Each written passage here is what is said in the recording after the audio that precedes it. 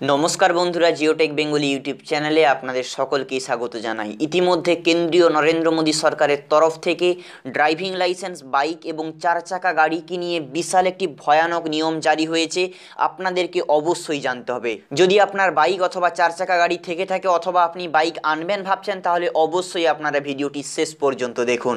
Video শুরু করার আগে আপনাদের কাছে অনুরোধ, এই চ্যানেলে নতুন হলে চ্যানেলটি অবশ্যই সাবস্ক্রাইব করে রাখবেন এবং পাশে ছোট্ট একটি বেল আইকন আসবে, এখানে প্রেস করলে এই ধরনের লেটেস্ট আপডেট এবং বিভিন্ন ধরনের জব নিউজগুলো আপনারা সবার প্রথমে পেয়ে যাবেন। বন্ধুরা, আমরা চলে এসেছি নিউজ থেকে জানিয়ে দেব নিউজে কি বলা হয়েছে। তার আগে ভিডিওটিতে একটি লাইক করুন। আপনাদের একটি লাইক আমাদেরকে ভিডিও তৈরি করার জন্য উৎসাহিত করে।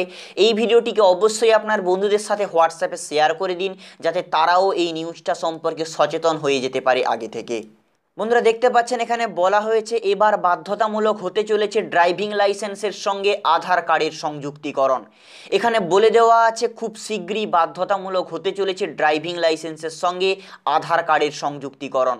অর্থাৎ আপনার ড্রাইভিং লাইসেন্স যদি থেকে থাকে তাহলে অবশ্যই তার সঙ্গে আধার কার্ডটাকে লিঙ্ক করিয়ে দিতে হবে। সম্প্রতি পাঞ্জাবের ফাগুয়ারার 106তম ইন্ডিয়ান সায়েন্স কংগ্রেসে এসে এমনটাই জানালেন কেন্দ্রীয় আইন ও তথ্য সম্প্রচার মন্ত্রী রবিশঙ্কর প্রসাদ।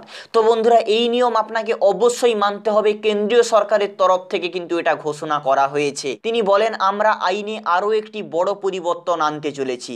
তবে বিলটি এখন সংসদে রয়েছে, সেখানে সেটি পাস করলেই আমরা ড্রাইভিং লাইসেন্সের সঙ্গে আধার কার্ড সংযুক্তিকরণ বাধ্যতামূলক করার নিয়ম আনব।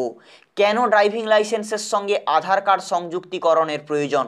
তো বন্ধুরা, আপনাদের অবশ্যই জেনে নেওয়া উচিত যে আপনি ড্রাইভিং লাইসেন্সের সঙ্গে কেন আধার কার্ডটাকে লিঙ্ক করাবেন। আপনি নাও তো করতে পারেন। এখানে বলা হচ্ছে, সেই প্রসঙ্গে কেন্দ্রীয় মন্ত্রী বলেন, ধরুন একজন মদ্যপ ব্যক্তি 4 জনকে মেরে পাঞ্জাব থেকে অন্য রাজ্যে পালিয়ে গেল। এরপর অন্য নামে ভুয়ো ড্রাইভিং লাইসেন্স বানিয়ে নিয়ে পার পেয়ে গেল। কিন্তু আধার নম্বর লিঙ্ক করালে একজন ব্যক্তি শুধু নাম পরিবর্তন করতে পারবে, কিন্তু বায়োমেট্রিক তো পরিবর্তন করতে পারবে না। এরপর যে মুহূর্তে ওই ব্যক্তি নকল লাইসেন্স তৈরি করার চেষ্টা করবে, তখন সিস্টেম থেকে জানিয়ে দেবে ওই ব্যক্তির আগে থেকেই লাইসেন্স রয়েছে। তো বন্ধুরা, গুরুত্বপূর্ণ আপডেট যেটা কিন্তু কেন্দ্রীয় সরকার আনতে চলেছে, আপনাদের অবশ্যই জেনে নিতে হবে। এবং যখন থেকে এই ড্রাইভিং লাইসেন্সের সঙ্গে আধার কার্ডটা সংযুক্তিকরণ চলবে, আপনাদেরকে অবশ্যই করিয়ে নিতে হবে, না হলে কিন্তু আপনি বিপদে পড়তে পারেন। যদি এই ভিডিওটি ভালো লাগে অবশ্যই লাইক করবেন এবং অবশ্যই আপনার বন্ধুদের সাথে শেয়ার করে দিন, যাতে তারাও জানতে পারে। প্রচুর পরিমাণে ভিডিও শেয়ার করলে সবাই জানতে পারবে, সবারই ভালো হবে।